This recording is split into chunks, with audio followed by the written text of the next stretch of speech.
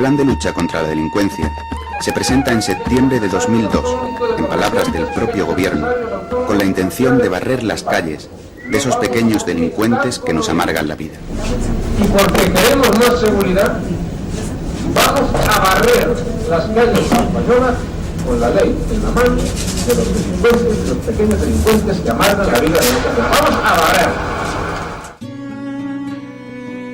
Con las medidas contenidas en el plan, se modifica la cuarta parte del Código Penal y se reforman la Ley de Enjuiciamiento Criminal, la Ley Orgánica del Poder Judicial y la Ley Orgánica General Penitenciaria. Estos cambios consisten en el enjuiciamiento rápido de determinados delitos, la aplicación en más supuestos de la prisión provisional, el aumento de penas y el recorte de beneficios penitenciarios. También recoge medidas que facilitan la expulsión de extranjeros que delinquen, así como otras limitaciones en materia de menores. Los colectivos que trabajan en barrios y pueblos, con drogodependientes, inmigrantes, con jóvenes y niños, con las personas más excluidas, han reaccionado ante las medidas que se avecinan. Advierten que estas personas van a ser las más perjudicadas por un plan de lucha contra la delincuencia que no beneficia en nada al conjunto de la sociedad. A principios de septiembre tuvimos noticia de que el gobierno estaba preparando un plan contra los pequeños delincuentes y nos preocupamos, ¿no? Pero de alguna forma teníamos la esperanza de que al final solo fuese un anuncio publicitario. Más adelante, cuando hemos conocido en qué ha consistido el plan, ahora sí que tenemos motivos serios para estar preocupados, porque este plan, por una parte, va a ser totalmente contraproducente con los objetivos que dice proponerse, que es la prevención del delito, y por supuesto va a ser un daño terrible a nuestro trabajo en el campo de las drogodependencias. Este plan no pretende recuperar a nadie. Este es un plan que lo que pretende es maquillar un problema. Es decir, hay que plantear qué es lo que se pretende. Lo que se pretende es, yo lo plantearon bien claro, es decir, es barrer las calles de la pequeña delincuencia, es decir, del chaval de siempre.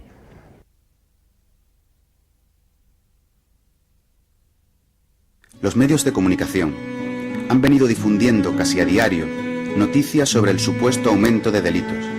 El propio Plan de Lucha contra la Delincuencia señala que el ordenamiento jurídico tiene que afrontar una nueva realidad, caracterizada, entre otros, por el hecho de que se ha incrementado el número de pequeños y medianos delitos, el número de delincuentes multireincidentes y la actuación de bandas y grupos organizados que profesional o habitualmente se dedican a la comisión de delitos.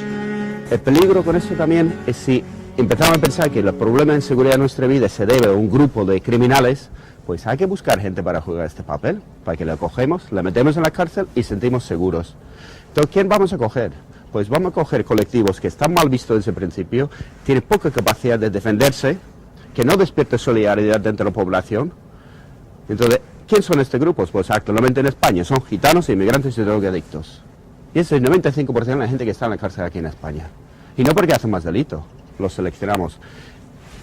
Los mecanismos de selección de la sociedad, de decidir quién va a ir a la cárcel, son tremendamente eficaces.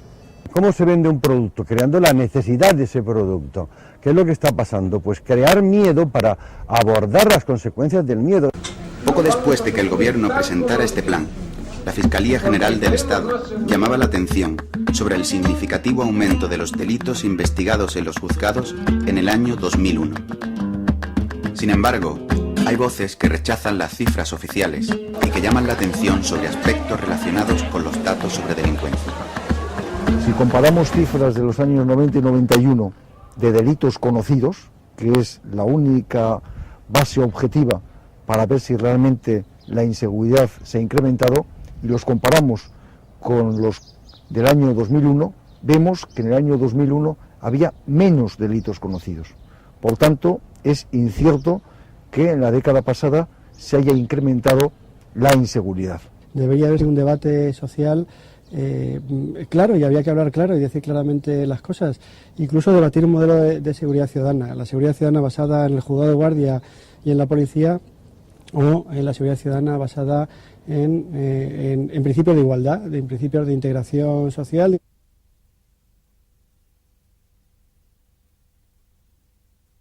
Actualmente, El 61,2% de la población reclusa española es reincidente, es decir, de cada 100 personas que pasan por prisión, 61 vuelven a entrar al cabo de un tiempo, un porcentaje que no deja de aumentar año tras año. Este es uno de los datos en los que se apoyan las personas que señalan el fracaso de la prisión en su objetivo de reinserción. Cuanto más tiempo pasa una persona en prisión, más problemas existen para que esta persona verdaderamente pueda llegar algún día a normalizar su vida y sobre todo a no volver a delinquir, que creo que es una cuestión que nos interesa a todos como miembros de esta sociedad, ¿no? Yo creo que esta situación, al fin y al cabo, lo que nos viene a demostrar es el gran fracaso que la cárcel y el sistema penitenciario en general está demostrando en cuanto a los principales objetivos que como sistema se plantea, que al fin y al cabo es la reeducación y reinserción social, y que la realidad en la que nos movemos y los propios datos oficiales demuestran que en este sentido la cárcel no funciona. Yo he conocido a gente que ha sido capaz de salir adelante a pesar de la cárcel. No he conocido a nadie que haya salido adelante gracias a la cárcel.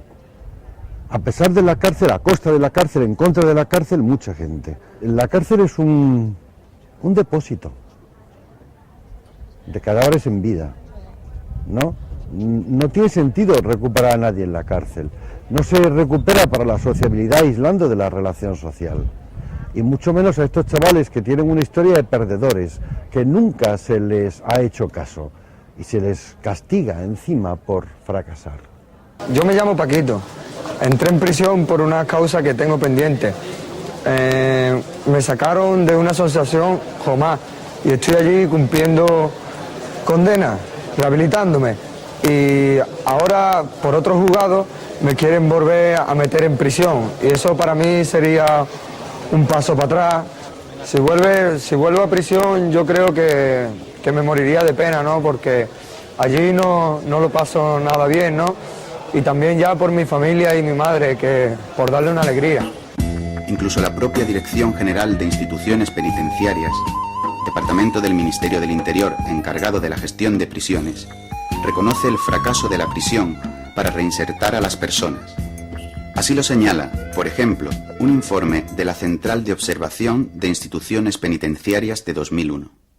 Si realmente queremos defendernos de nuevos delitos, el camino no parece ser el endurecimiento de las penas y de las condiciones de cumplimiento. Todas las medidas que influyen en unas condiciones más suaves de cumplimiento, como reducciones de condena, participación en actividades y programas de tratamiento, clasificación en tercer grado de tratamiento, permisos de salida, etc., resultan ser causa de una menor reincidencia, lo que resulta esperanzador, ya que nuestra legislación contempla estas actuaciones y puede ser el instrumento adecuado para reducir la reincidencia en el delito.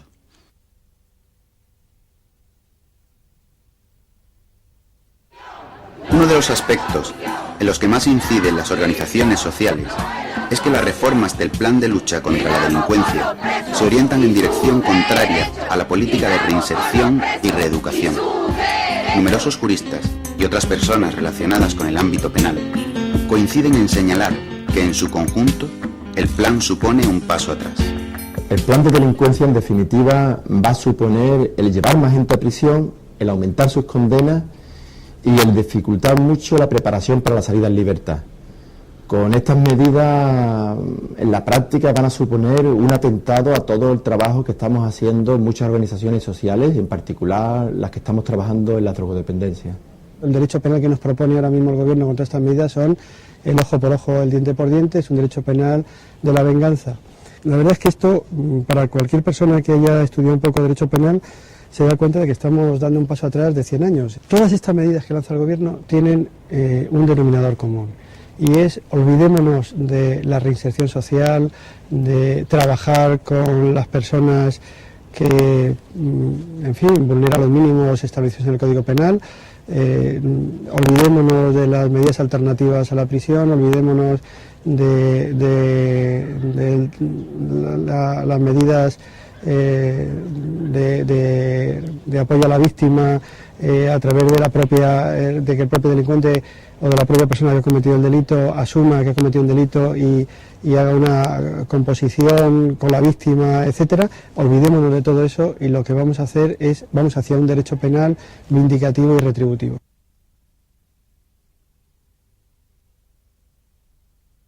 El 28 de abril de 2003 entró en vigor la primera medida del plan, la reforma de la Ley de Enjuiciamiento Criminal para la celebración de juicios rápidos. Esta reforma se aplica a los delitos y faltas más comunes, como robos o hurtos. En los juicios rápidos, la instrucción, es decir, la fase de investigación del caso y de preparación de pruebas y testigos, finaliza en el mismo juzgado de guardia.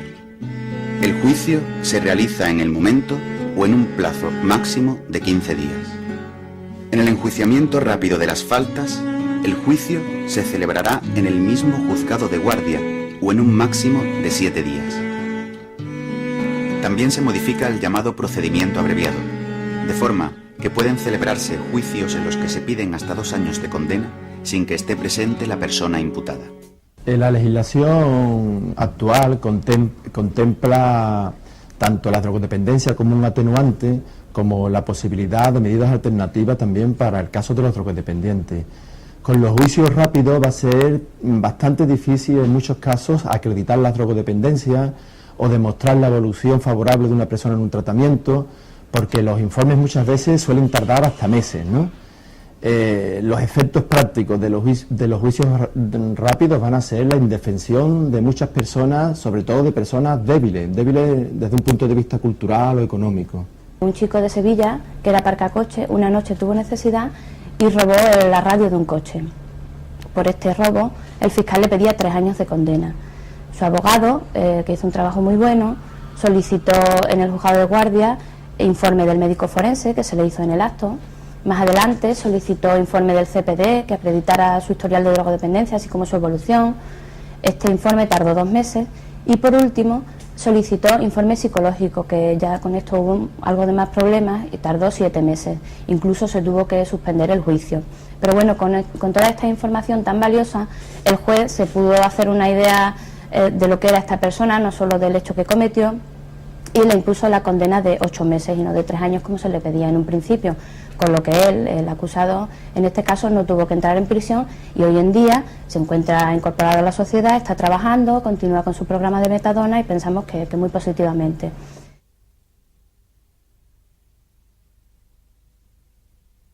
Según la doctrina del Tribunal Constitucional, la aplicación de la prisión provisional debe ser excepcional, para respetar el principio de presunción de inocencia.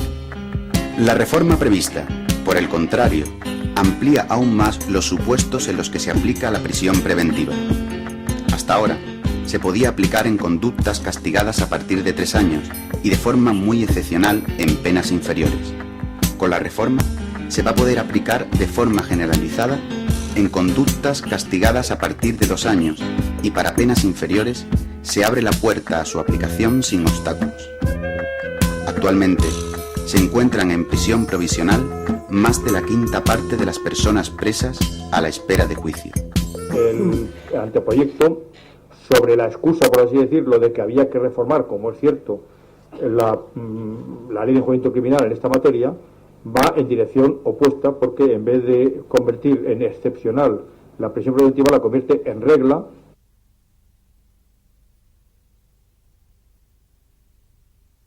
El plan de lucha contra la delincuencia recoge varias reformas que aumentan las penas de prisión para las infracciones menores. La reincidencia se castiga más duramente. En el Código Penal de 1995, la reincidencia suponía aplicar la pena prevista para el delito en su mitad superior. Con la reforma, se rebasa ese límite, aplicándose la pena superior en grado. Además, si una persona ha cometido 3 faltas menores, como el hurto, que no conllevan prisión, con la nueva ley, a la 4ª infracción de este tipo se le puede aplicar una pena de prisión, aunque todavía no se hayan juzgado las anteriores. El chaval que tenga la mala idea de ir más de 3 veces y que le pillen más de 3 veces a robar CDs al Corte Inglés o lo que sea, la pena que ahora es una multa pues se convierte automáticamente en pena de prisión y puede ser de 3, 4, 5, 6 meses. Directamente a un chaval de 18, 19 años se le puede meter en una dinámica de prisionización que, como sabéis desgraciadamente, todo es empezar. Meter a alguien en la cárcel solamente porque comete una serie de infracciones menores, una serie de delitos pequeños o de faltas pequeñas, en realidad la única cosa que hace es consolidarlo como delincuente, consolidarlo como criminal, como persona con problemas. También se endurecen las penas para los delitos y faltas continuados, es decir, para las infracciones que una persona repite en circunstancias similares. Se permite en cualquier caso que se pase a la pena superior en grado, o sea que se ponga una pena notablemente más grave, pero además se hace sin tener en cuenta la cuantía de todo lo sustraído, como ocurría hasta ahora. Eso quiere decir que se va a penar exactamente igual con el delito o la pena más grave al que en una noche revienta 3 coches en la misma calle, se va a poner la pena, necesariamente la pena superior en grado, que al que hace una estafa masiva en la venta de pisos, por ejemplo, lo cual también es bastante sintomático de cuáles son los tics que andan por ahí detrás. La condena mínima de prisión en el Código Penal de 1995 es de 6 meses. Por debajo de eso, la pena debe cambiarse por multa o arresto de fin de semana, o suspenderse. Las modificaciones legales previstas contemplan las penas cortas de prisión a partir de los 3 meses. Las penas cortas de prisión van a afectar muy negativamente a la gente con la que estamos trabajando.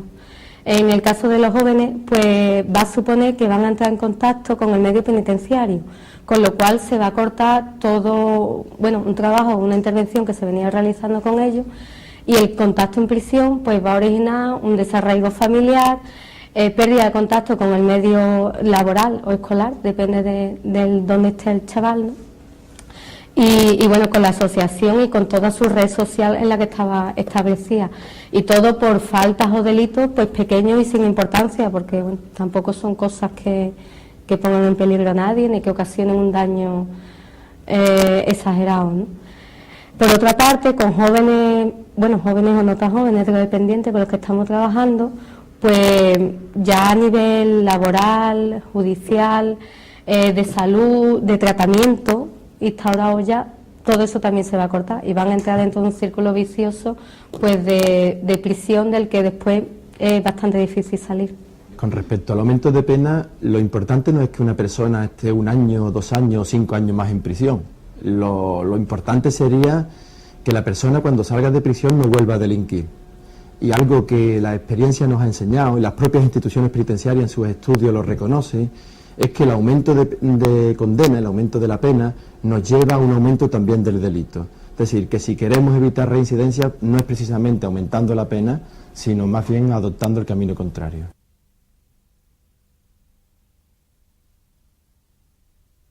Tanto el Código Penal como el Reglamento Penitenciario recogen medidas alternativas a la prisión para las personas drogodependientes que hayan cometido un delito, aunque las asociaciones de drogodependencias consideran que son escasas y que se aplican de forma insuficiente. Estas medidas consisten en cumplir la condena en centros terapéuticos, suspenderla o sustituirla por multa. Empecé con el tema de la heroína en el año 88 del siglo pasado. Y a raíz de eso pues he tenido un montón de problemas, uno de ellos ha sido con la justicia, entonces pues lo lógico para conseguir la sustancia pues tenía que delinquir.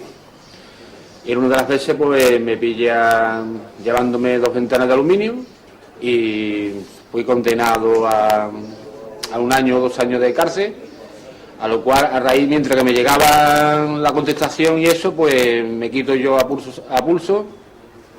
Y ya pues aquí empecé colaborando con la asociación Colectivo La Calle y ya pues empecé a trabajar en AISO y entonces pues ahora estoy en suspensión de condena, en una condicional de 3 años.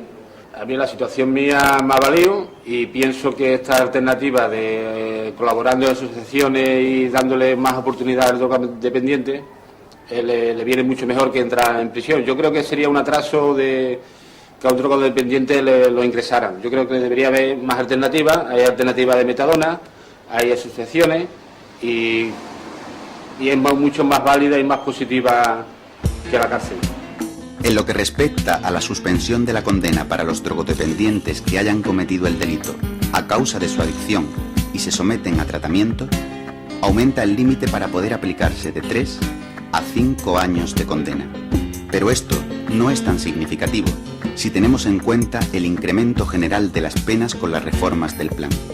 Sí tendría mayor efecto el hecho de que desapareciera el requisito de no tratarse de reo habitual o, lo que es lo mismo, no haber cometido antes 3 o más delitos del mismo tipo, circunstancia que en estos momentos está impidiendo la aplicación de alternativas terapéuticas a muchos drogodependientes. Junto a tantas medidas negativas que el plan contiene, parece que al menos hay una positiva, que es la posibilidad de que un drogodependiente pueda suspender condena hasta con 5 años de pena, que antes era solo hasta 3. Sin embargo, nosotros nos tememos que luego en la práctica esto no sirva de mucho, porque es como si a una persona le aumentan el 2% el sueldo y previamente los precios han aumentado un 5%. No se va a poder ver, en la práctica no tiene este aumento, el aumento de sueldo no es real, ¿no?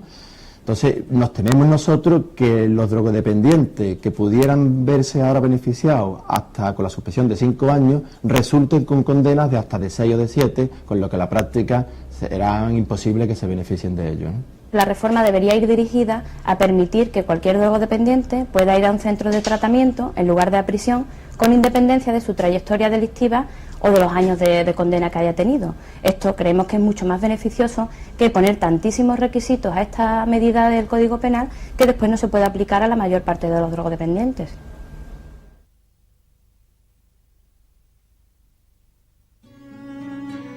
El plan establece el llamado periodo de seguridad.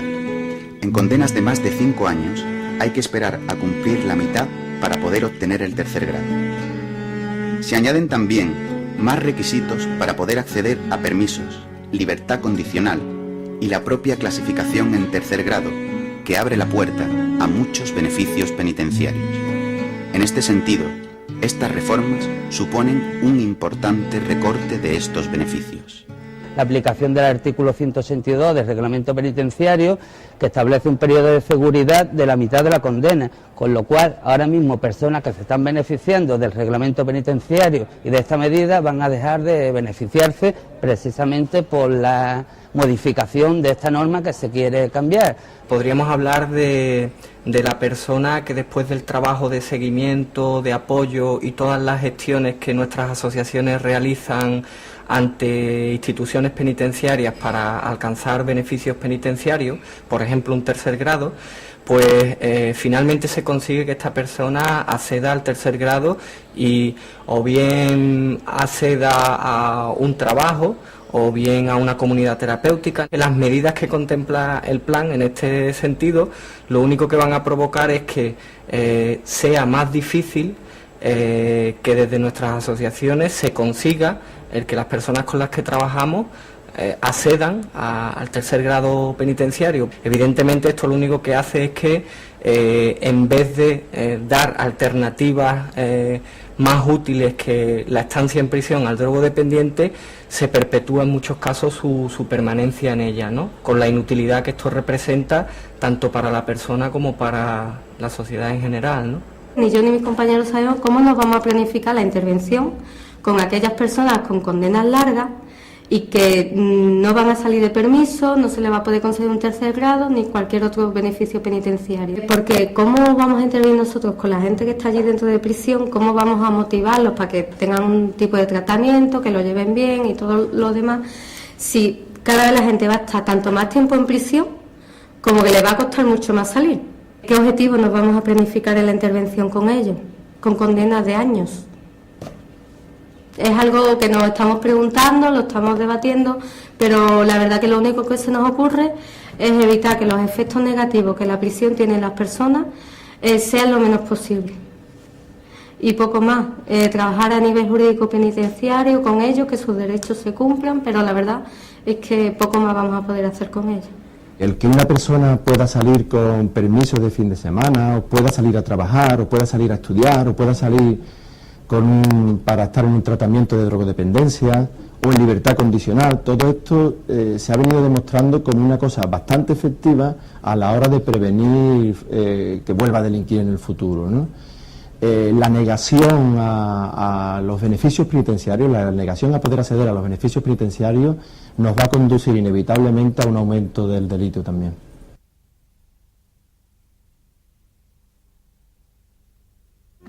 Con el plan del Gobierno, desaparece la posibilidad de aplicar la Ley de Responsabilidad Penal de los Menores a jóvenes de 18 a 21 años sin antecedentes penales que cometan hechos menos graves y no violentos, con independencia de sus circunstancias personales y su grado de madurez.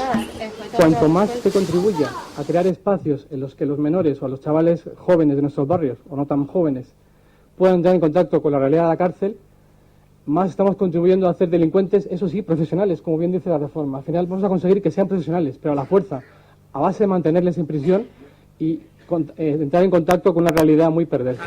Además, se aprobará el reglamento que desarrolla la ley del menor. Esperamos que el futuro reglamento que desarrolle la Ley de Responsabilidad Penal de los Menores no permita, como se había anunciado, que las cárceles de niños sean gestionadas por entidades privadas y que tampoco permita que los vigilantes jurados puedan ejercer la fuerza sobre los niños e incluso meterlos en aislamiento, y todo ello sin control judicial. Que atendemos el problema cuando el individuo, cuando el chaval es un problema, no cuando tiene problemas. Pero no olvidemos que nuestros chavales son material de desecho, es decir, no les importa para nada, son simplemente carne de cárcel.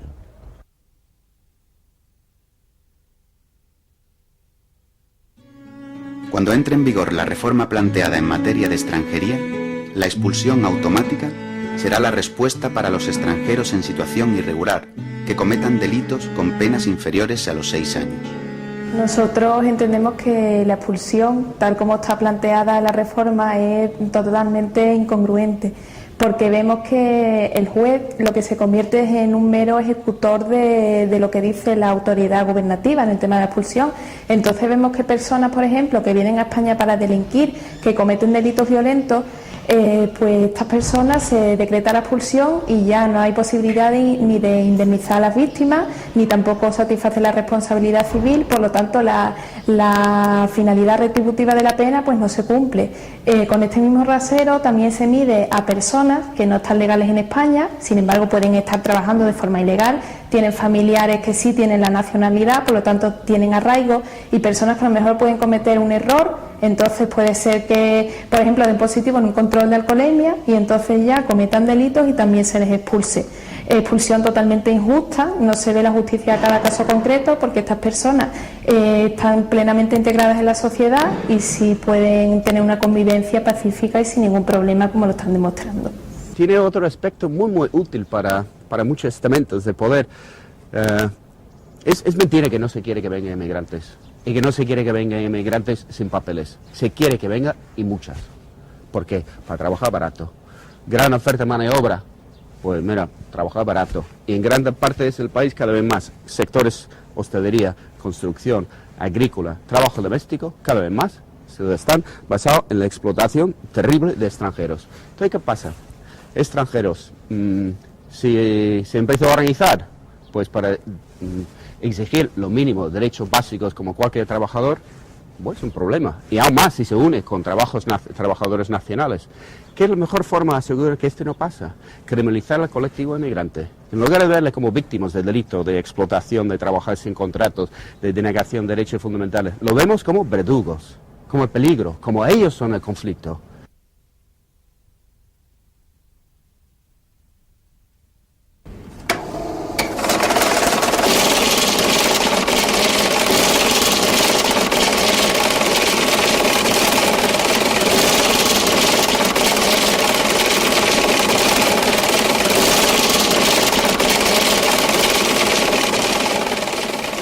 Junto al aumento de penas para delitos y faltas comunes, el plan despenaliza otro tipo de actuaciones delictivas, como el delito fiscal a la hacienda pública y a la seguridad social, o los relacionados con la bolsa.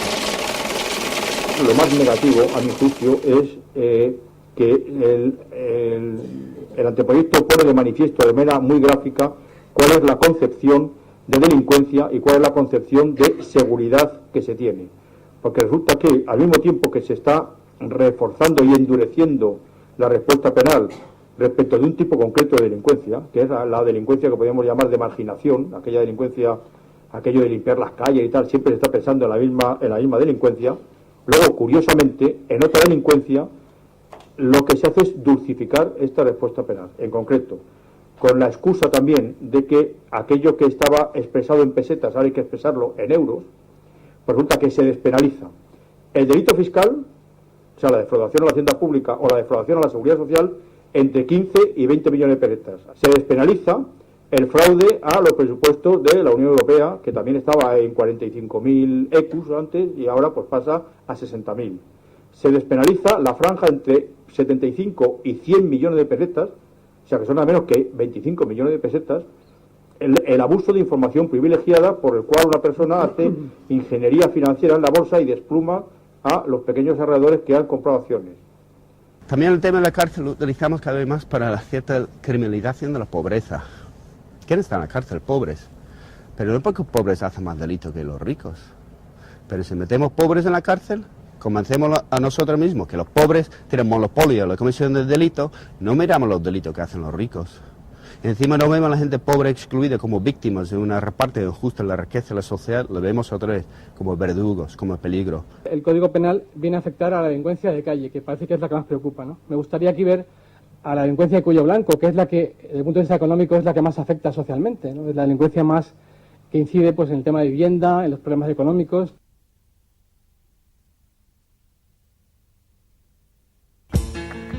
Según las asociaciones de drogodependencias, si alguien se va a ver afectado en mayor medida por el plan, va a ser el colectivo de personas drogodependientes, que suponen el 80% de las privadas de libertad. Las asociaciones de drogodependencias llevan muchos años pidiendo una política sobre drogas que no criminalice a las personas afectadas por las drogodependencias, pero ahora observan con preocupación que el plan camina en sentido contrario. Nosotros consideramos que al perfil que más va a afectar la aplicación de las medidas que contiene el plan de delincuencia es precisamente el perfil de persona con el que nosotros trabajamos, en definitiva el drogodependiente. ¿Por qué? Pues porque no es nada extraño que una persona con problemas de drogodependencia en una misma noche, por ejemplo, cometa pues varios delitos derivados de su dependencia a las drogas, ¿no? Evidentemente esto es motivo, desde el punto de vista del plan, para poder aplicarle delitos continuados, reincidencias, que lo único que vienen a hacer es a agravar la situación jurídica de la persona y que evidentemente pues lo que va desde mi punto de vista a seguir manteniendo es una realidad, y es que un alto porcentaje de las personas que están en prisión no son más que drogodependientes, ¿no? El conjunto de medidas que recoge el plan de lucha contra la delincuencia va a perjudicar a las personas afectadas por las drogodependencias, porque va a limitar en gran medida el trabajo que realizan los colectivos sociales. Uno de los colectivos que tendrá problemas serán los drogodependientes con conflicto social. ¿Por qué? Porque se está haciendo un trabajo con ellos, un trabajo delicado, un trabajo de tener que muchas veces compensar los males que ha hecho pues, la cárcel, la represión, etcétera, etcétera. Y claro, más cárcel y más represión, a mí me parece que es de sentido común, o sea, que quien tenga dos dedos de frente puede entender que lo que va a hacer va a ser perjudicar mucho más la labor que se puede hacer con los drogodependientes, ¿no? Si abandonamos la posibilidad de trabajar con estas personas fuera de la cárcel, evidentemente las primeras, las que más se van a ver afectadas por estas políticas van a ser estas personas y las asociaciones que trabajan con ellas. Es decir, va a llegar un momento en que no va a quedar margen ni posibilidad de actuación ni margen de actuación para poder hacer otra política que no sea la de nombrar un abogado que se vaya al juego de guardia y que en el juego de guardia trate de convencer al juez de que la interpretación del artículo 503 o 504 de la Ley de Enjuiciamiento Criminal debe ser este y no aquel. Vamos a tener que abandonar el trabajo que estamos haciendo en la calle con jóvenes y drogodependientes, el trabajo en las asociaciones, y nos vamos a tener que ir, tanto educadores como profesionales que trabajamos en esta historia, a los juzgados y a prisión, porque allí va a ser donde están la gente con la que queremos y tenemos que trabajar. Mi hijo está rehabilitado, pero hay otros chicos que son amigos nuestros y no están. Entonces queremos que las personas que caen en la droga y van a la cárcel que no se le acuse por lo que han hecho, sino que le den un sitio para rehabilitarse y que no cumplan, y que cumplan los otros que se están llevando nuestro dinero y que están arruinando el país. Encima drogas cada día más para que la gente tenga adormecida y nuestros jóvenes estén metidos en la cuneta y no pidan sus derechos ni pidan un puesto de trabajo, y son pues, seres que son inofensivos para todos los gobiernos.